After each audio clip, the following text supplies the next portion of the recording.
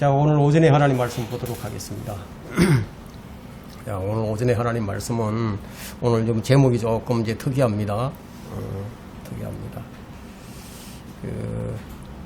디모데후서 3장 16절을 한번 펼쳐보십시오.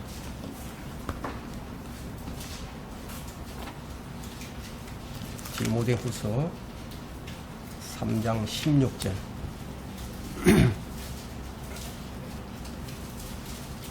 네, 한 절만 봅니다. 한 절만. 한 절 보는데 절반만 이제 제가 설교를 할 겁니다. 자, 제가 받들어 읽겠습니다. 모든 성경은 하나님의 영감으로 주어진 것으로 교리와 책망과 바로잡음과 의로 근육하기에 유익하니. 여기서 이제 모든 성경은 하나님의 영감으로 주어진 것으로 여기까지만, 여기까지만, 요 두 가지만 가지고 제가 이제 설교를 할 생각입니다. 요즘 지금 성경 전쟁이 일어나고 있습니다. 성경의 영감에 대한 논란은 어제 오늘의 일이 아닙니다. 오랫동안 있어 왔던 그런 일입니다. 근데 요 사이에 요즘에 갑자기 이제 이게 크게 대두되면서 많은 사람들이 혼란스러워하고 있습니다.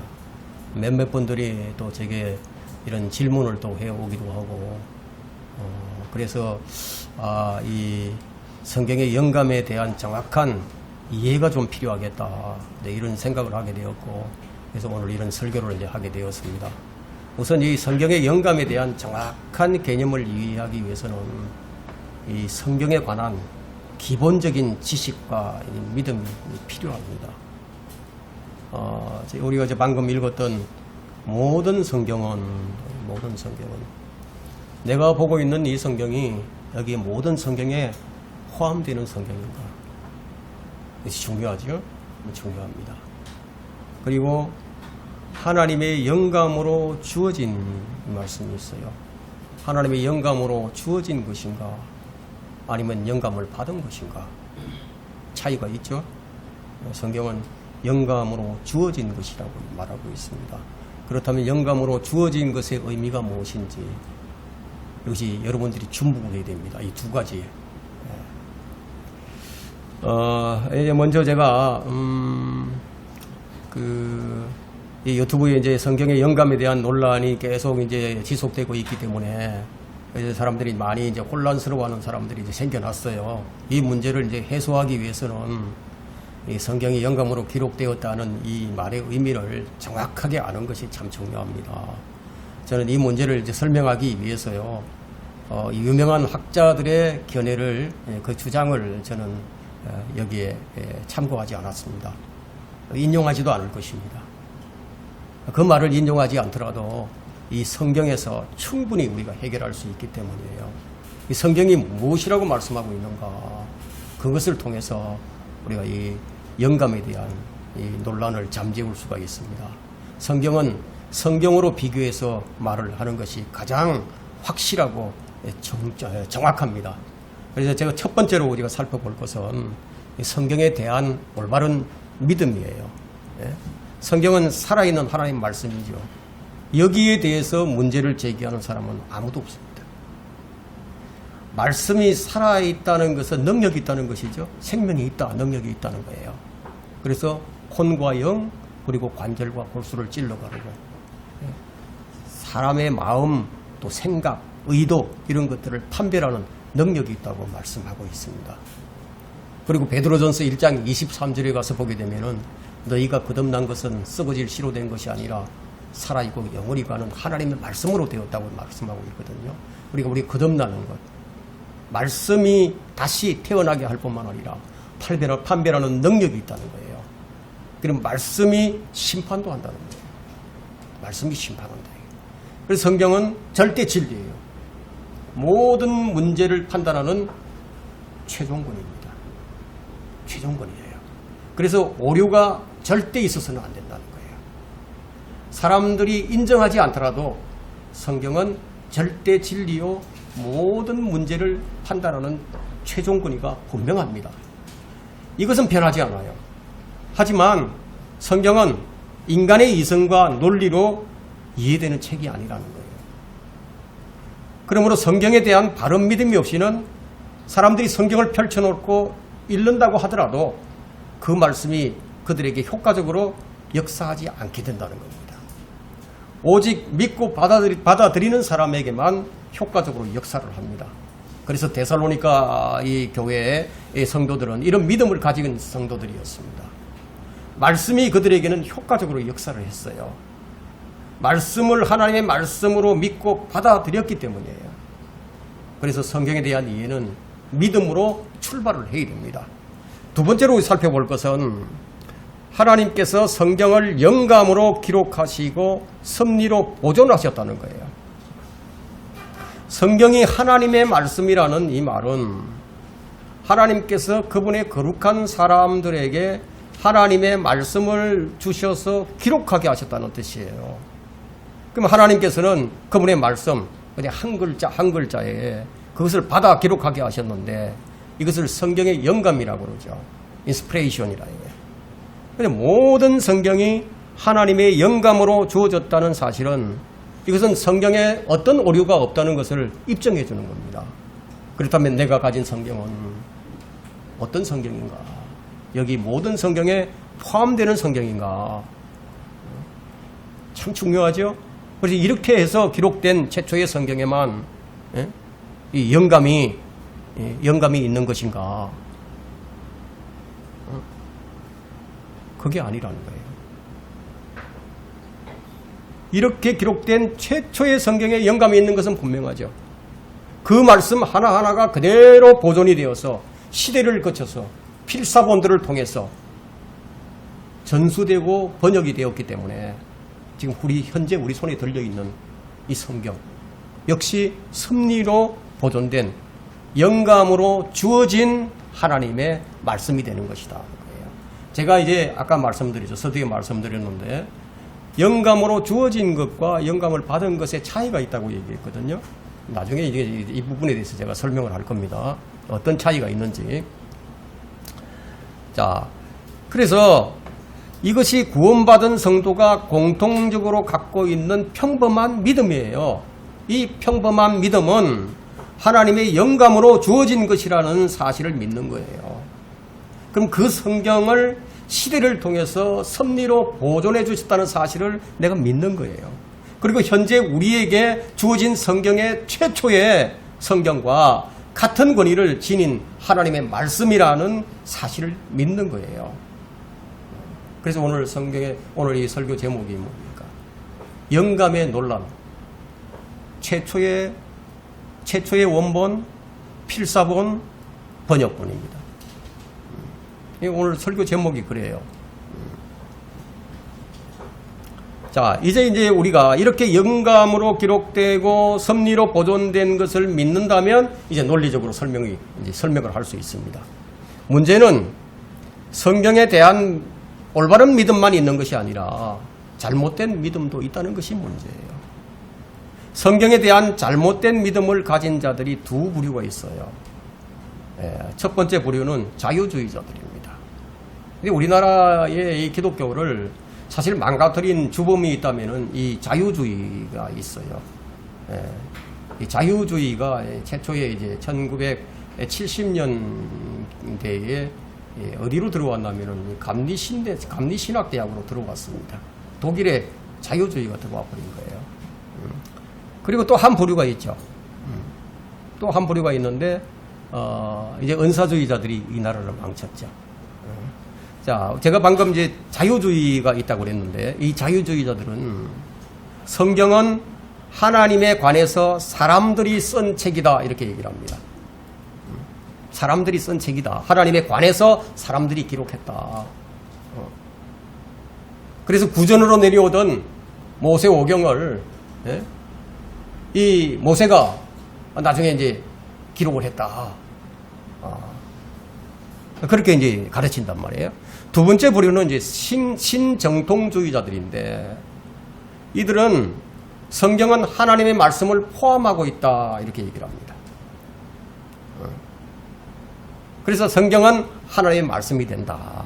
이 두 부류의 사람들은 최초의 원본만이 권위가 있고 필사본들이나 번역본들은 권위가 없다고 생각을 합니다. 성경은 온전한 하나님의 말씀이지만 최초의 원본이 없어진 오늘날에는 처음과 같은 권위를 지닌 성경이 존재하지 않는다고 생각하는 사람들이 매우 많다는 거예요. 매우 많아요. 이것은 하나님께서 그분의 말씀을 영원토록 보존하시겠다는 그분의 말씀을 믿지 못하는 데서 나오는 불신의 표현일 뿐이에요. 실제로 자유주의자나 신정통주의자는 같은 입장이거든요. 이들의 성경 보존에 대한 믿음은 온전한 하나님의 말씀은 하늘에나 지금 존재를 하지 이 지상에는 없다는 그런 믿음을 가지고 있습니다. 성경은 어떻게 보존되는지를 성경의 예를 들어서 살펴보게 되면은 영감으로 기록된 최초의 성경이 이제 필사가 됩니다. 그리고 번역이 됩니다. 그리고 섭리로 보존이 됩니다. 그렇다면 필사본은 무엇이고 번역본은 무엇을 말하는 것인가 하면 그 문자 그대로 이제 필사를 한 것이죠. 복사를 하는 거죠. 그것이 이제 필사본이에요. 번역은 그냥 문자 그대로 다른 말로 번역하는 것을 의미하는 거예요. 그럼 필사를 하는 데는 별 문제가 생기지 않습니다. 근데 그대로 옮겨 적으니까. 그래서 서기관들이 성경을 필사를 했죠. 그리고 보존하는 역할을 해왔던 사람들입니다. 그 예수님께서도 회당에서 읽으셨던 성경이 있어요. 회당에서 성경을 읽으셨습니다. 성경을 다 펼쳐들고 읽었는데 그 최초의 원본이 아니었어요. 필사본이었습니다. 그러면은 만일에 필사본에 영감이 없다면은 예수님께서 죽은 성경을 읽은 셈이 되는 거죠. 그렇죠? 영감이 없는 성경은 죽은 성경이죠. 살아있는 하나님의 말씀이 아니니까. 호흡이 안 들어가 있다니까요. 그러면 영감이 없는 성경은 살아있는 성경이 아니라는 거예요. 말씀에 호흡이 없다면은 그 말씀은 결코 살아있는 말씀이 아니라는 거예요. 이건 기본 상식이에요. 그럼 성경 보존의 역사를 보게 되면 최초로 그리스도인이라고 불렸던 시리아 안티옥에서 기원을 합니다. 그래서 콘스탄티노폴, 독일, 영국 등으로 전수가 되죠. 이것을 우리가 뭐라고 부르냐면 전통 원문이라고 부릅니다. 그리고 비잔틴 원문이라고 부릅니다.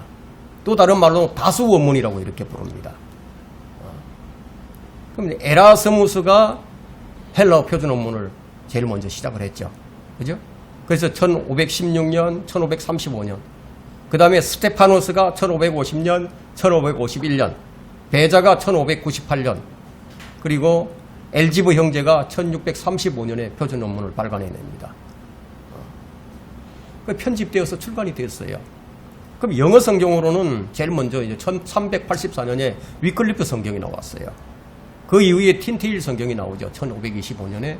그리고 계속해서 이제 1539년에 이제 그레이트 성경이 나오고, 1560년에 제네바 성경이 나오고, 1602년에 비숍 성경이 나오고, 1611년에 마침내 킹김 성경이 나온다. 이게. 독일어 성경은 루트 성경이 있어요. 1534년에. 프랑스에는 올리베탄 성경이 있습니다. 1535년에요. 스페인에는 레이나 발레나 성경이 있습니다. 1603년에 이제, 1602년에 이제 출간이 됐죠. 이태리에는 디오다트 성경이 있습니다. 1607년에. 그 세계 주요 언어들로 빠른 성경 번역이 있었어요. 이와 같은 섭리로 보존된 성경들과 일치하는 우리말 성경은 영어 성경, 킹잼 성경을 우리말로 번역한 최초의 성경은 1994년에 나온 우리가 보는 이 성경이에요. 한글 킹잼 성경이다. 그럼 이제 성경의 보존과 관련해서 우리가 살펴볼 또 하나의 뿌리가 있어요. 또 하나의 뿌리가 있다. 그러면 성경 보존에는 양대산맥이라는 게 있어요. 우리가 앞서 살펴보았던 이 성경의 보존의 바른 역사는 우리가 이제 이 세계에서 가장 높은 그 산이 어디 있습니까? 에베레스트 산이죠. 에베레스트 산인데 그 에베레스트 산이 있는 산맥이 뭐죠? 히말리아 산맥이죠. 그럼 또 다른 하나의 뿌리가 있는데 이건 변개된 정도가 좀 심해요. 이것은 마치 뭐가 같으냐면 우리나라에 있는 저 태백산맥 정도밖에 안 돼요.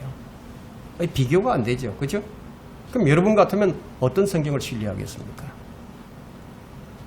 어떤 성경을 신뢰하든지 간에 그건 여러분의 자유예요. 그러나 그 책임은 여러분들이 져야 된다는 거예요. 그죠?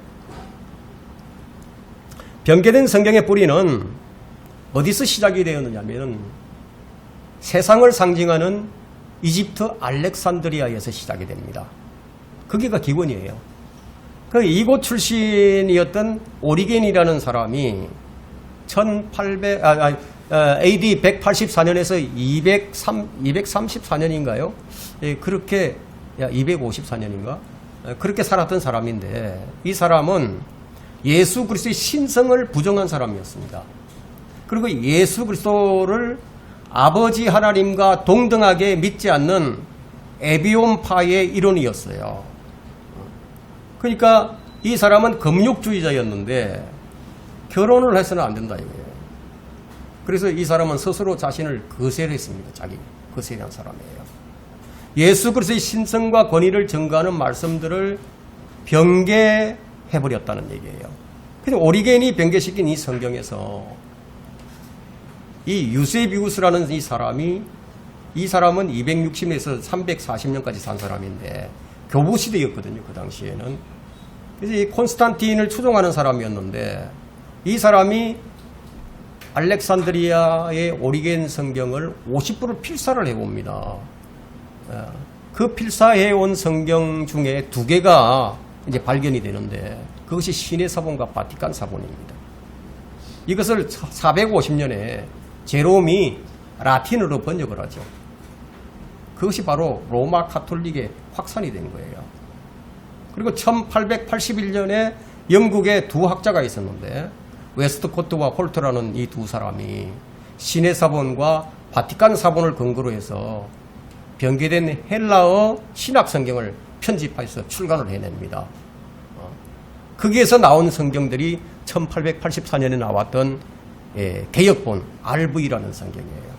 그리고 1901년에 ASV 아메리카 스탠다드 버전이 나왔죠. 미국 표준 원문.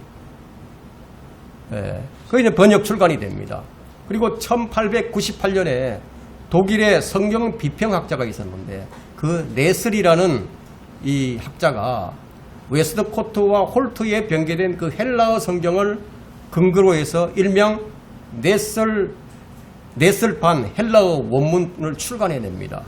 이것이 오늘날 대한성서공회에서 발행한 개역성경의 전신이 되는 거예요. 공동성경의 전신이 되고 표준 세번역, 개역 개정판 모두 변개된 원문에서 번역되고 출간이 된 겁니다. 근데 우리가 알아야 할 것은 하나님께서는 한 가지 성경만 쓰셨다는 사실이에요. 하나님은 혼란의 창시자가 아니십니다. 하나님은 성경 66권 외에 다른 성경을 기록해서 우리에게 주시지 않았어요.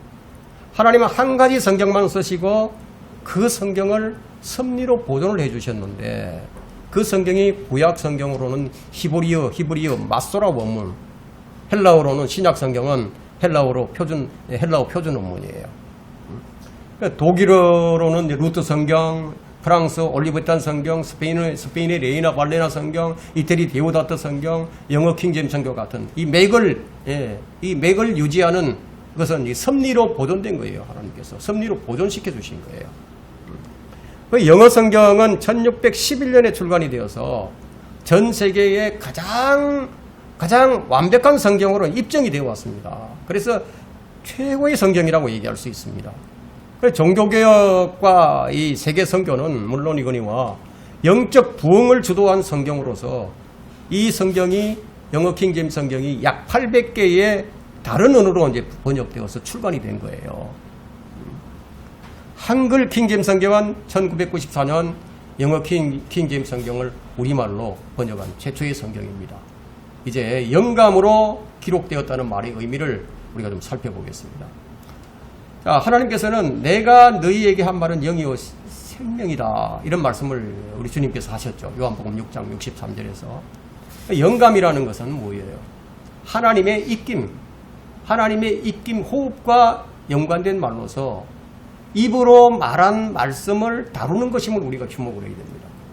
입으로 하신 말씀이다 이게. 그리고 영감이란 우리가 이제 창세기 1장에서도 우리가 창조에서도 찾아볼 수 있는데 말씀하시니 그대로 되더라고요. 말씀하시니까 그대로 돼버렸어요. 그냥 말씀이 살아있고 능력이 있어서 역사를 하시고 운행하시고 치유하시고요. 변화시키시고요. 판단을 하시고요. 단련시키시고요. 심판하시고요. 모든 것을 다 하실 수가 있어요. 그러면 이제 우리가 일반적으로 영감이라는 이 말은 어디에 우리가 적용을 많이 시키냐면 이 기록된 성경에 우리가 적용을 시킵니다. 그래서 성경의 영감을 위해서 하나님께서 사용하신 두 가지 도구가 있는데 그 도구가 사람과 언어예요. 사람과 언어. 이 말씀을 기록하시기 위해서 또 말씀을 보존하시기 위해서 이 두 가지를 다 사용하신 거예요. 사람을 통해서 하나님께서 기록을 하셨다. 하나님께서 직접 이렇게 손으로 쓰신 것이 아니라 그분의 거룩한 사람들이 그분의 말씀을 받아서 기록하게 하셨다는 얘기예요. 그러니까 성경의 기록과 그 기록에 대한 영감의 근원은 어디예요? 하나님이시죠. 하나님이시다. 선지자들과 사도들은 그냥 도구로 사용되었을 뿐이에요. 여러분 이제 예레미야 36장을 한번 보겠습니다. 좀 중요하거든요. 이거는 예레미야 36장.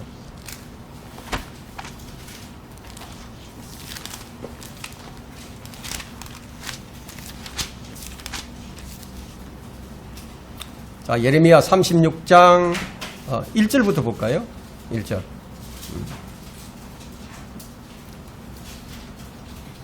유다의 요시야 왕의 아들 요야킴 4년째에 이 말씀이 주로부터 예레미야에게 임하여 말씀하시니라.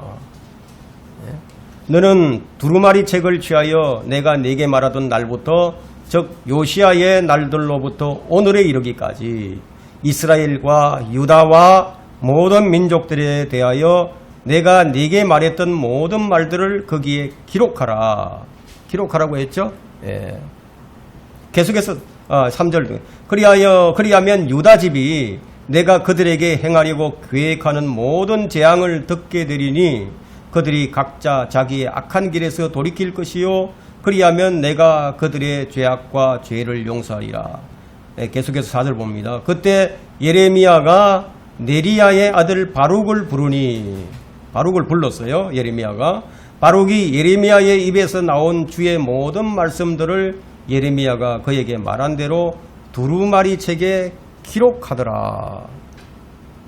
본문에 따르게 되면은 하나님께서 이 선지자의 입을 통해서 그분의 말씀을 발설케 하셨거든요. 그럼 발설케 하시니까 다른 누군가가 그것을 받아서 적었어요. 그럼 예레미야서는 예레미야가 기록하지 않았어요. 하지만 우리는 예레미야가 저자라고 얘기합니다. 그죠? 바울 서신도 마찬가지예요. 바울 서신도 대부분이 바울이 쓰지 않았어요. 다른 사람이 예레미야가 바울이 얘기를 하면 받아서 적었어요. 그럼 결국 영감이란 펜이 아니에요. 펜이 아니에요. 펜. 입에서 나오는 거예요. 예레미야가 말한 주의 모든 말씀을 바룩이 기록을 하고 한 권의 책으로 완성해서 뭐라고 불렀느냐? 성경이라고 불렀다. 두 번째, 하나님께서 성경 기록을 위해서 언어, 그러니까 문자를 사용하셨다. 이게 문자를. 하나님과 사람들을 연결하는 또 다른 도구가 바로 언어다. 이게 문자다. 이거예요. 즉 계시를 위해서 필요한 것들 가운데서도 중요한 것이 언어예요. 중요한 것이. 하나님께서 그분의 뜻을 알리시고자 인간과 소통을 해야 하는데 그때 소통을 하기 위해서 말을 사용하셨다. 이 말, 언어다. 언어, 의사소통과 사상을 전달하는 데 있어서 필수적인 것이 뭐예요?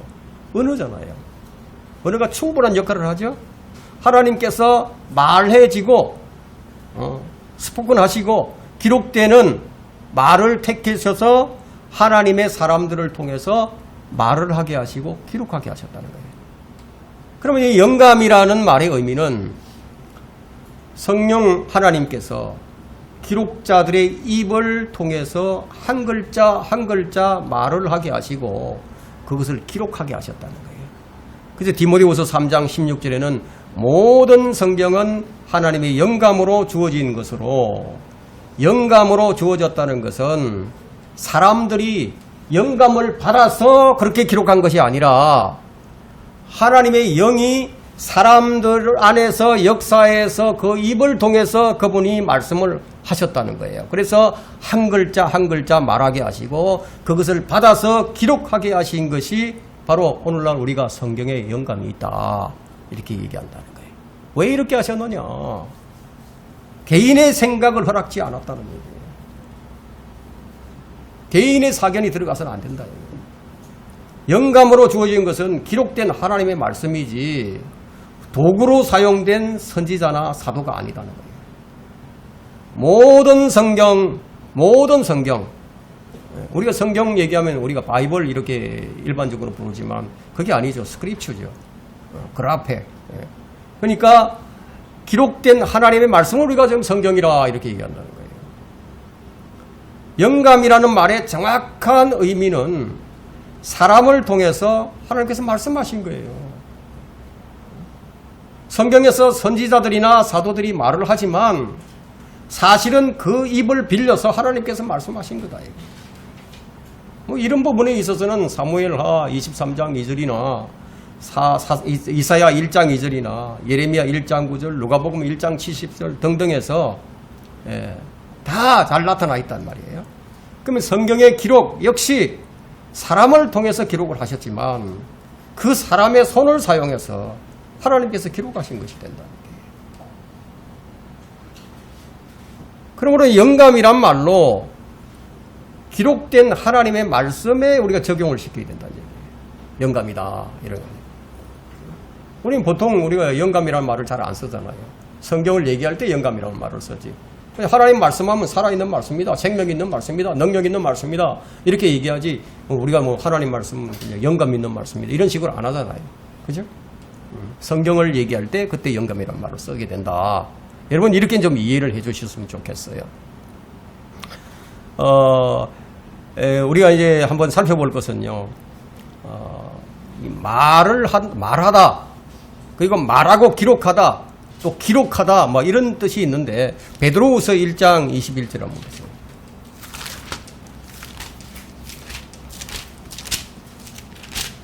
베드로후서 1장 21절은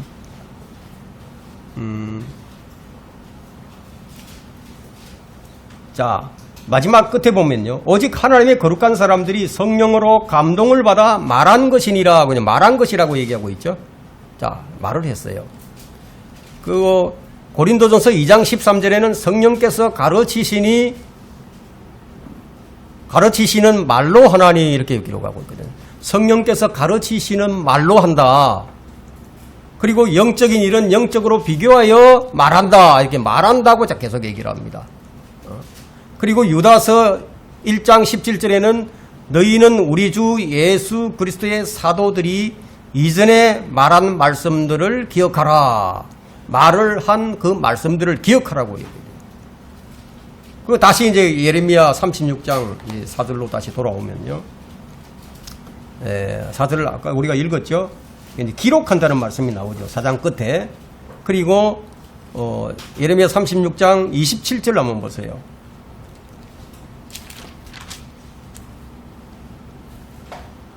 왕이 두루마리와 바룩이 기록한 예레미야 입에서 나온 말씀들을 불사른 후 이렇게 나오죠. 바룩이 기록한 예레미야의 입에서 나온 말씀들을 불살랐다는 얘기예요. 말을 하고 바룩이 그걸 받아 적었다는 거죠. 이런 것은 이제 마치 바울은 편지를 썼어요. 써서 보냈죠. 그런데 누군가가 받아 써서 그렇게 보냈다. 또 바울이 직접 기록한 것도 있죠.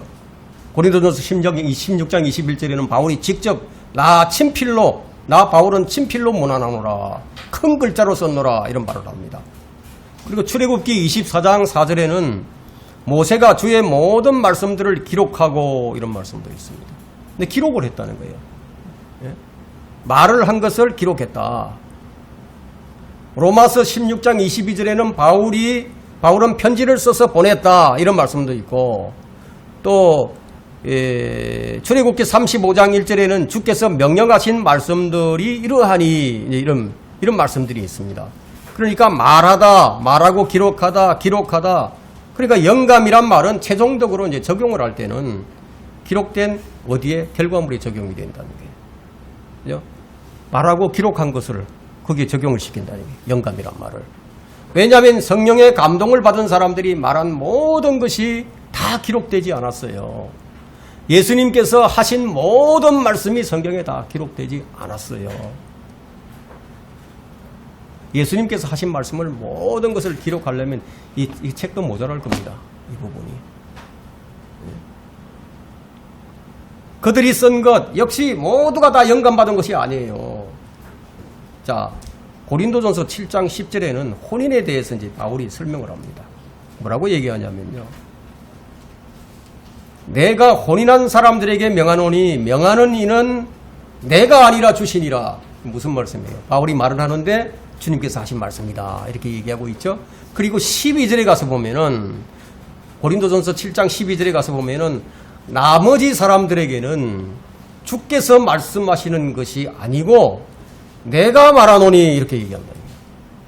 그건 주님께서 하신 말씀이 아니다.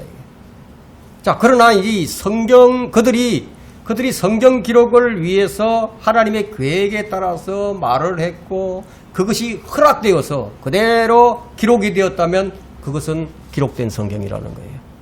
그렇죠? 바울이 이것은 주의 말씀이 아니라고 하면서 그것을 성경에 기록을 했다 이거예요. 그러니까 하나님께서 허락하셨다는 거예요. 기록하도록.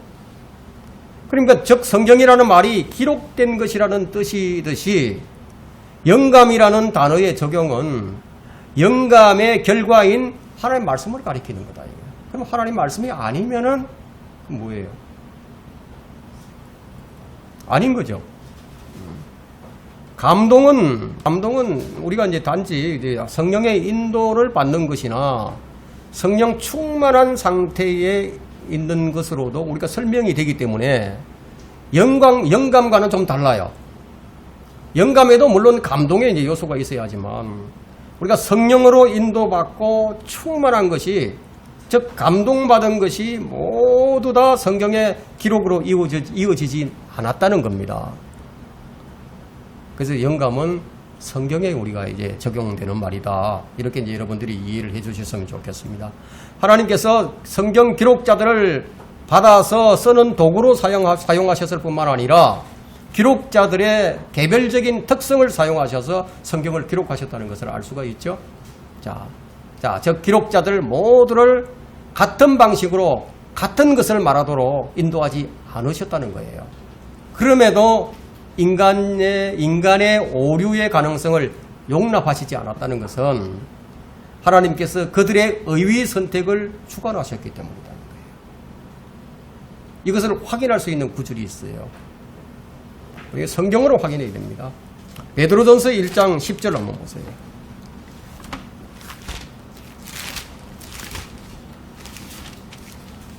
베드로전서 1장 10절에는 이 구원에 관하여는 너희에게 임할 은혜에 관하여 예언한 선지자들이 열심히 조사하고 살펴보던 것이며 그들 안에 계셨던 그리스도의 영이 그리스도의 고난과 다가올 영광을 미리 증거할 때 그 영이 무엇을 또 어떤 시기를 지시하시는지 탐구하던 것이니라. 이 선지자들이 하나님의 말씀을 받아서 기록을 했는데 무슨 말씀인지 도무지 알지를 못해요. 말씀하시니까 받아서 이제 다 입으로 발설하고 기록을 했어요. 그렇지만 몰라요. 모르니까 그걸 좀 알고 싶었습니다. 그래서 열심히 탐구를 했어요. 근데 하나님께서 그 사람들에게 알려주지 않았어요. 때가 되지 않았으니까. 또 다니엘 12장 8절부터 9절에 있는 말씀도 역시 마찬가지입니다. 내가 들었으나 깨닫지 못하였도다. 하나님께서 말씀을 들려주셨는데 본인이 깨닫지를 못해요. 그때 내가 말하기를 오 내 주여 이러한 일들의 마지막에는 어떻게 되겠나이까 자기는 모른다는 거죠. 예. 그랬더니 그가 말씀하시기를 다니엘아 네 길을 가라 더 알려고 하지 말란 얘기예요. 이는 그 말씀들이 마지막 때까지 닫혀 있고 봉해져 있을 것입니다. 자, 이러한 구절들로 주님께서 그들의 의위 선택을 주관하셨다는 것을 알 수가 있는 거예요. 야, 이렇게 기록해. 이렇게 말을 해. 그렇게 하셨다 했다는 거예요. 그냥 문자 하나하나에 주어진 영감이란 우리가 뭐 어떻게 부르냐면 축자적 영감이라고 부릅니다. 축자적 영감. 이게 말하고 관계가 있는 거거든요. 한 단어에 영감이 주어졌어요. 시제에도 주어져 있습니다. 아브라함이 나기 전부터 나는 있느니라 시제잖아요. 그죠? 나는 있었느니라 이런 시제가 있다는 얘기예요. 단 하나의 글자, 그러니까 단수와 복수. 어떤 경우에는 그의 시에게 아니면 그의 시들에게 이렇게 단수와 복수로 이렇게 문자 하나하나에 그런 영감이 주어져 있다는 거예요. 그래서 성경 전체의 영감, 그리고 우리는 어떻게 부르느냐 완전 영감이라고 부릅니다. 허리너리 인스피레이션이라고 부르죠. 그러니까 단어 하나하나와 시제와 철자까지 영감을 받았다는 것은 자연히 이 성경 전체가 영감받은 사실로 그냥 이어져 간다는 겁니다. 이처럼 성경의 모든 말씀이 영감받았다는 것은 성경 자체가 증거를 하고 있다는 거예요. 다른 누가 뭐 증거하는 거 필요치 않다는 얘기입니다. 성경 자체가 스스로 증거를 한다는 거예요. 그래서 신명기 32장 46절이나 잠언 30장 5절이나 마태복음 4장 4절 같은 데서 우리 이런 것들을 찾아볼 수가 있는 거예요. 모세와 사도 바울과 예수님께서 모든 말씀이 영감받았음을 증명을 합니다.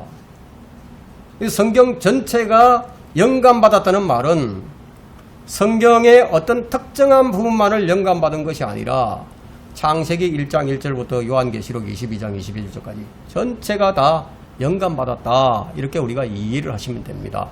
자, 성경의 영감을 바르게 깨닫고 믿는 것이 중요한 이유는 뭐냐? 영감이 성경의 권위를 보장해 준다는 거예요. 영감이. 죽은 성경이 어떻게 권위를 세울 수가 있겠습니까? 능력 있는 말씀이라 되죠. 하나님의 호흡이 있고 살아있는 말씀이라야 그 성경의 권위를 보장해 주죠. 이것은 또한 성경을 최종 권위로 삼을 수 있는 근거가 되는 겁니다. 그래서 우리는 어떻게 해야 됩니까? 성경을 기록된 그대로 믿고 실행을 해야 된다는 거예요. 그렇죠? 그럼 예수님께서 신약 성경의 기록이 영감받을 것이라고 약속도 하셨어요. 여러분 요한복음 16장 12절부터 13절을 보게 되면요.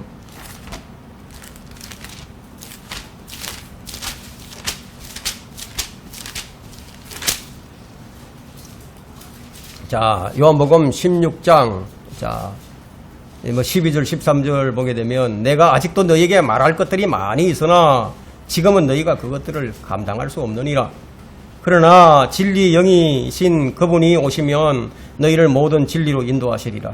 그분은 자신에 관하여 말씀하지 아니하시고 무엇이나 들은 것을 말씀하실 것이요 또 너희에게 다가올 일들을 알려주시리라. 자, 이렇게 이제 성령께서 말씀하시고 알려주신다는 거죠. 그리고 14장 26절 한번 보세요. 14장 요한복음 14장 26절. 자, 그러나 위로자이신 성령을 아버지께서 내 이름으로 보내시리니 그가 너희에게 모든 것들을 가르치시며 또 내가 너희에게 말한 모든 것들을 기억나게 하시리라. 제자들이 주의 말씀을 많이 들었어요. 어떻게 기억을 합니까? 다 잊어먹죠. 근데 이걸 기억나게 하신 분이 누구예요? 성령님이 하셨다는 얘기예요. 자, 그렇다면 우리가 성경의 기록들을 성령님께서 모으시는 거예요. 자, 성경이 AD 150년경에 구라틴어 역본과 구시리아 역본이 나왔어요. 그렇지만 이 성경을 모든 사람들이 다 가질 수가 없었어요. 그 당시에는 인쇄술이 발달하지 못했기 때문에 그러니까 양피지 같은 데다 기록을 하고, 뭐, 우리처럼 이게 완전한 이 성경을 그냥 66권을 다 가지고 있는 게 아니라 어떤 사람들은 성경 몇 구절만 가지고 있어요. 그걸 너무너무 귀중하게 여겼어요. 그렇게 산재되어 있었단 말이에요. 그런데 이걸 누가 모았습니까? 사람이 모으죠. 사람이 모으는데, 그러면 하나님께서 사람을 도구로 사용하신다고 그랬죠. 보존하기 위해서 사람을 도구로 쓰시는 거예요. 그렇게 사람들을 통해서 보존을 해오셨는데 이걸 모으는 걸 누가 하느냐? 그것도 역시 성령님께서 하셨다는 거예요. 이사야 34장 16절 보시면은, 자, 이사야 34장 16절에는 이런 말씀이 있습니다. 너희는 주의 책에서 찾아 읽어라. 이것들 중에는 하나도 부족한 것이 없고 하나도 짝이 없는 것이 없으리니. 그러니까 성경은 짝이 다 있다는 얘기예요. 자, 짝이 없는 것이 없으리니 이는 바로 나의 입이 명령하였고, 하나님 입이 명령을 하셨어요. 그리고 바로 그의 영이, 그의 영이, 나의 입이 말씀하셨는데 그 영이 성령님이라는 거예요. 그 영이 그것들을 모으셨습니다. 이게 다 모았다는 얘기예요. 그래서 우리가 이 66권을 가지고 있는 거는 성령님께서 이게 다 모으신 거다 얘기예요. 하나님의 영이 그걸 모으셨다는 얘기예요. 누구를 통해서? 사람을 통해서. 신실한 하나님의 사람들을 통해서 그렇게 모으셨다는 거예요. 그래서 성령님께서 내가 말한 모든 것을, 예수님께서 하신 말씀을, 그런 것들을 기억나게 하셔서 마태복음이 나오고 누가복음이 나오고 요한복음이 나오고 다 나왔다는 얘기예요. 그러면 이제 가장 중요한 건데요. 자, 필사본에도 영감이 있는가? 필사본에. 왜 이 문제가 중요하냐? 최초의 원본에만 이 영감이 있다고 주장하는 사람들이 있기 때문에. 그럼 필사본에는 영감이 없다 이렇게 얘기한다는 거예요. 성경에서 성경이란 말을 사용할 때 한 번도 최초의 원본만을 지칭하지 않았습니다. 여러분 디모데 여러분 잘 아시잖아요. 디모데는 어려서부터 자기 어머니와 할머니 로이스와 유니기로부터 말씀을 배웠어요. 성경을 배웠어요. 그 배웠던 성경이 최초의 원본이 아니었습니다. 그럼 만일 최초의 원본에만 영감이 있다고 한다면은 그럼 디모데는 영감이 없는 죽은 성경을 가지고 읽고 배웠다는 것이 되죠. 그러나 성령님은 디모데가 성경을 배워서 알았다고 말씀하고 있다는 얘기예요. 그러면 이 성경의 저자이신 성령님께서 디모데가 읽고 배웠던 필사본을 성경이라고 말씀하고 있는데 그 누가 감히 여기에 반론을 제기하느냐는 얘기예요. 그럼 반론을 제기하는 사람은 누구예요? 하나님보다 자신이 더 높으니까. 그건 교만이다 이거예요. 그 예수님께서 회당에서 성경을 펼치고 읽으셨어요. 누가복음 4장에 거기 말씀이 나오죠. 다 펼쳤다 이거예요. 펼쳐 읽었다 이거예요. 마태복음 21장에도 다 나온다 이거예요. 그러면 예수님께서 회당에서 성경을 읽으셨고 유대인들에게 이렇게 말씀을 하십니다. 자, 너희들은 성경을 읽어보지 않았느냐 이 책망을 하시는 거예요. 그럼 만일 최초의 원본에만 영감이 있다면은 예수님은 지금 죽은 성경을 가지고 읽으신 것이 되는 거예요. 그럼 에티오피아 내시가 자신이 이제 이사야서를 가지고 이제 그걸 읽고 있었는데 성경을 무릎 위에 펼쳐놓고 그걸 읽고 있었다. 그럼 그것도 역시 필사본이죠. 예? 최초의 원본이 아니에요. 그럼 죽은 성경을 가지고 다 읽고 있는 거예요. 베레아 사람들은 매일 성경을 상고를 했습니다. 근데 이 구절들은 뭐예요? 이 사람들이 사용했던 것은 모두 필사본이거나 아니면 번역본이지 최초의 원본이 아니었다는 얘기예요. 이 성경에서 최초의 원본들을 모두 한 권의 책으로 모여져서 그것을 성경이라고 지칭한 것은 한 번도 안 나와요, 여기에. 그런 책은 이 땅에 한 번도 존재하지 않았어요. 다 모여지기 전에, 최초의 원본이 다 모여지기 전에 그 원본들이 사라져 버렸단 말이에요. 네? 여러분 1500년에 걸쳐서 그 기록된 성경이, 구약 성경이 그거 그대로 남아 있겠어요? 다 사라졌지? 네. 그렇다면 최초의 원본에 대한 바른 태도가 무엇이냐는 거예요. 우리가 성경에 대해서 어떤 태도를 갖는 것이 올바른 태도냐? 하나님께서 최초의 원본에 가치를 두신 만큼 성경을 믿는 사람이라면 그 원본에 가치를 둬야 된다는 거예요. 근데 예레미야 36장 아까 우리가 이제 펼쳐봤었는데요. 예레미야 36장 18절로부터 32절에는요. 바룩이 기록했던 그 영감으로 주어진 성경이 있었는데 그 성경은 하나님께서 예레미야의 입을 통해서 그분의 말씀을 입김으로 불어넣어서 살아있는 그런 성경 최초의 원본이 실제적으로 파괴된 사건이 거기에 기록이 되어 있다는 얘기예요. 바룩이 기록한 그 성경이 최초의 원본인데 파괴돼 버렸다. 그래서 하나님께서 예레미야서 그 최초의 원본을 불태워서 없어지게 만드시고 36장 23절에 보면요. 예후디가 서너 장을 읽고는 그것을 손칼로 잘라서 화덕에 있는 불에 던지기를 온 두루마리가 화덕에 있는 불에 다 타기까지 하였더라. 그냥 몽땅 다 태워버렸다는 얘기예요. 그 없어진 말씀을 다시 기록하게 하셨는데 그것이 이제 36장 27절부터 28절에 나오죠.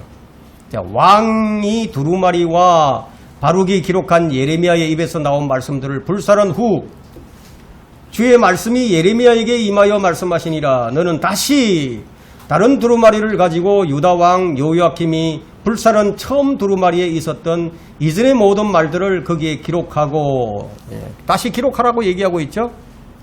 그리고 이제 아이러니하게도 또 이렇게 된 기록된 이제 성경이 다시 기록되어졌는데 그런데 예레미야가 이 원본을 갖다가 어디다 던져버리냐면 강물에다 던져버린다. 51장 가면은 예레미야 51장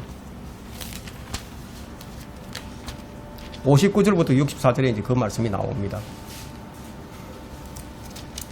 59절부터 이제 64절에 보면 나오는데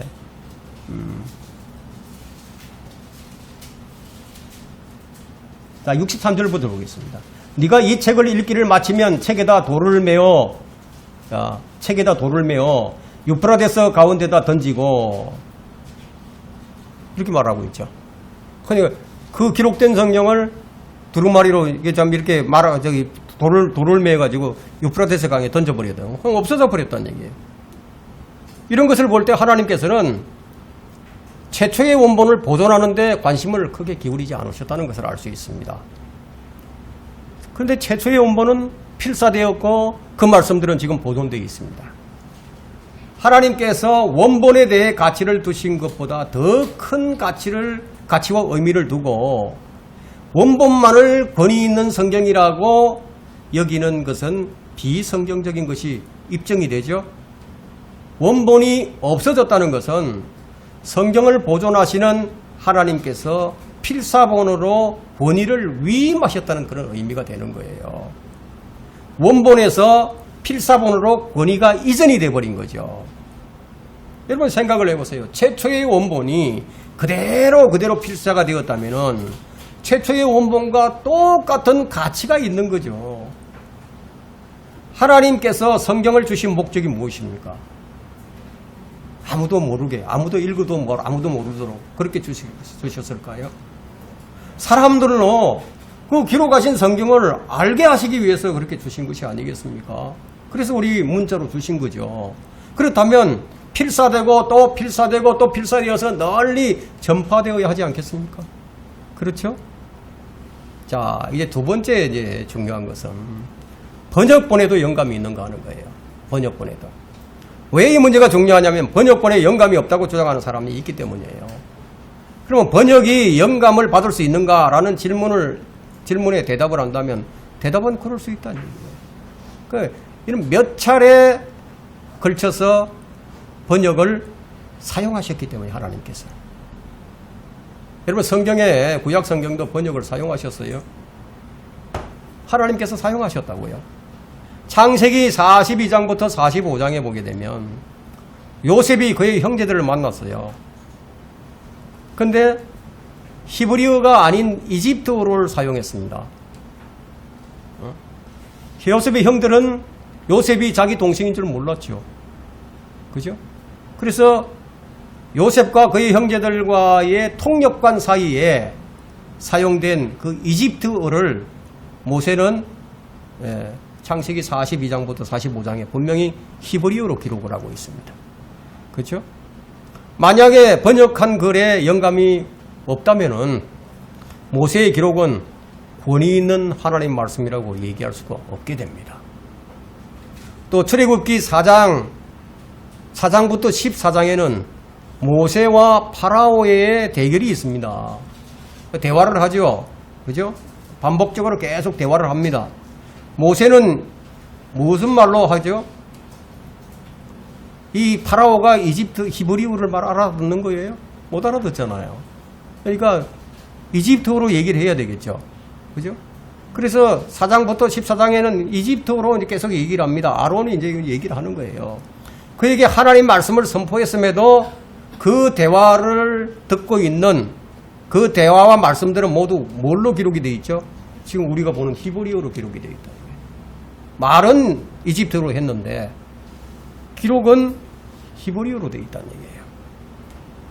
그럼 영감받은 번역이 출애굽기 4장부터 14장에 있는 말씀이다. 그럼 번역에도 하나님의 권위가 있는 거죠. 그렇죠? 사도행전 22장에는요. 바울이 예루살렘에서 이스라엘 사람들을 향해서 히브리어로 설교를 합니다. 히브리어로. 그런데 누가 요한은 사도행전을 기록할 때 히브리어로 기록을 하지 않고 헬라어로 그렇게 기록을 합니다.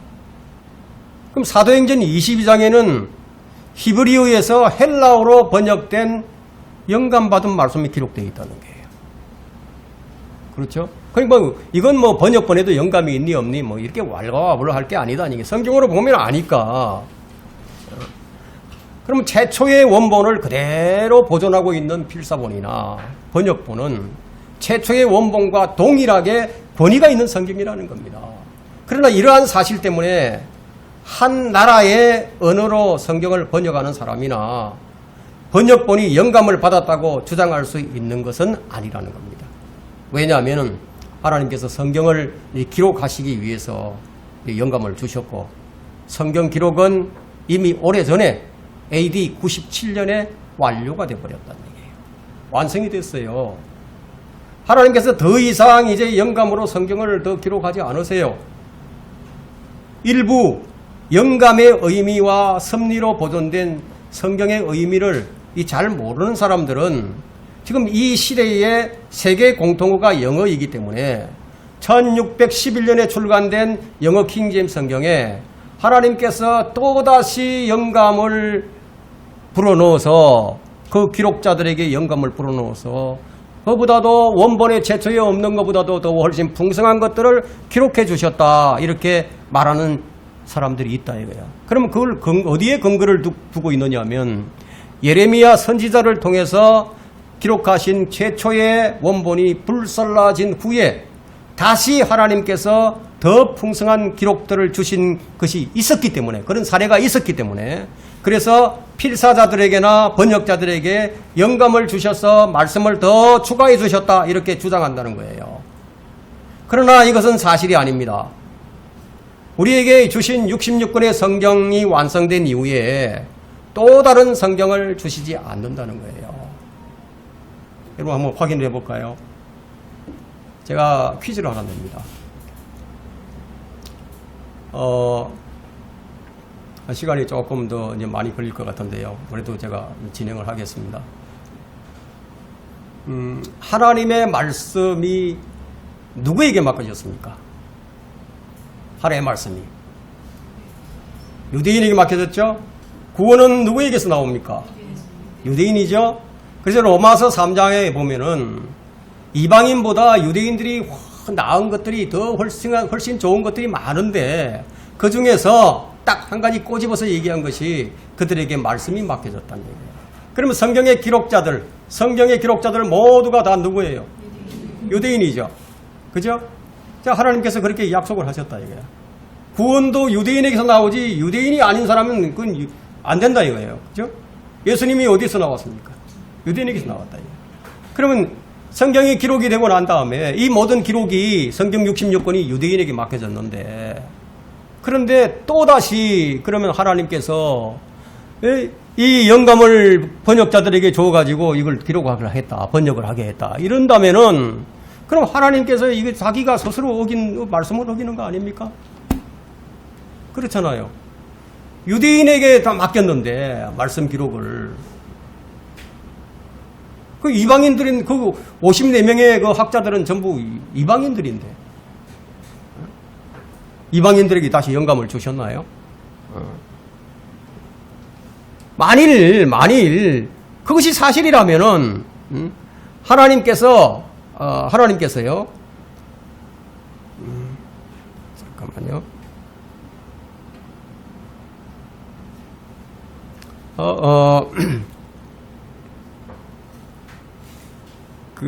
하나님께서 이 성경에 더하거나 빼거나 하지 말라고 그랬죠. 경고하신 말씀이 나옵니다. 그럼 그것도 스스로 어긴 꼴이 됩니다. 하나님께서는 또 다른 성경을 주시는 것이 아니라 최초에 영감받은 그 성경을 보존해 주신다.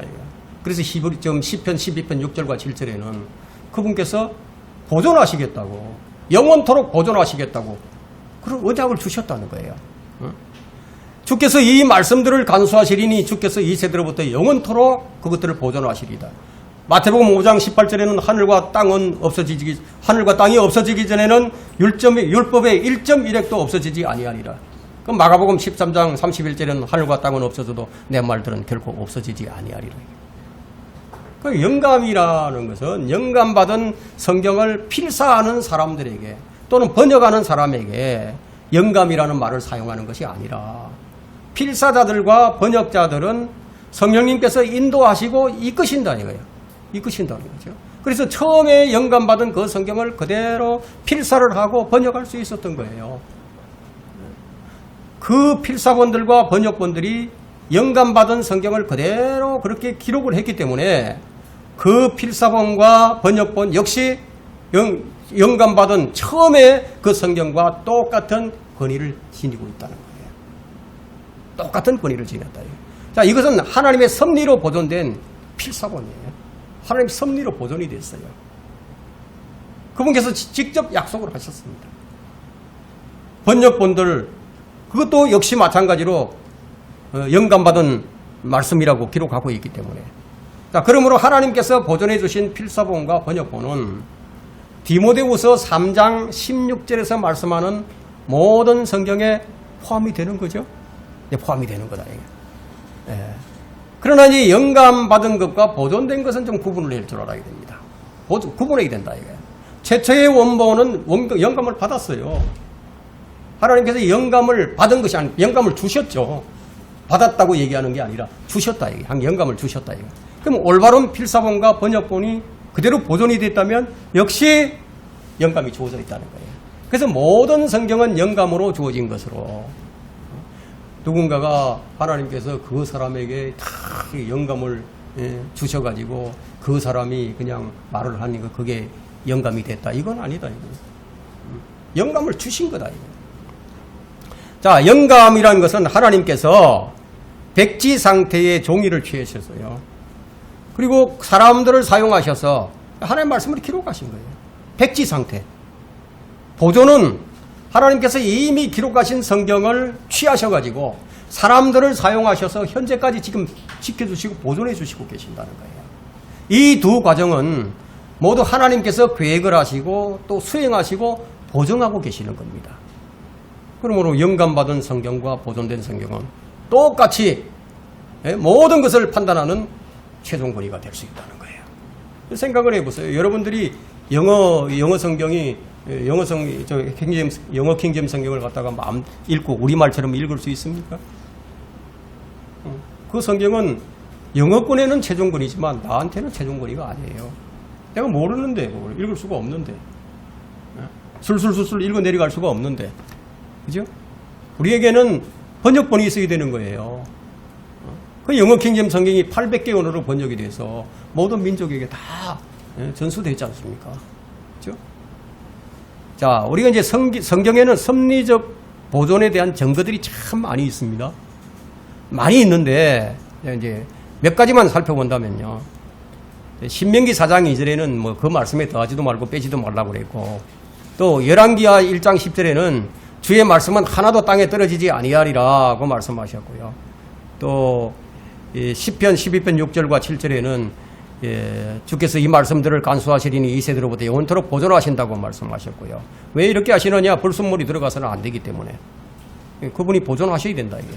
그분이 보존하지 않으시면 불순물이 들어간다는 얘기예요. 그럼 시편 100편 5절 그의 진리가 모든 세대에 지속되기 때문이다. 시편 119편 89절에는 오 주여 주의 말씀은 영원히 하늘에 세워졌나이다. 그럼 이 땅에도 주신 거예요. 하늘에만 세워두려면 못하러 이 땅에 성경을 주시겠습니까? 시편 119편 160절에는 주의 말씀은 처음부터 참되며 모든 주의 의로운 명령들은 영원히 지속되나이다. 영원히 지속된다는 거예요. 잠언 30장 5절과 6절 그분의 말씀에 더하지 말라. 그리고 이사야 40장 8절 푸른 마르고 꽃은 시드나 우리 하나님의 말씀은 영원히 서리라. 그리고 누가복음 21장 33절에 하늘과 땅은 없어져도 내 말은 결코 없어지지 아니하리라.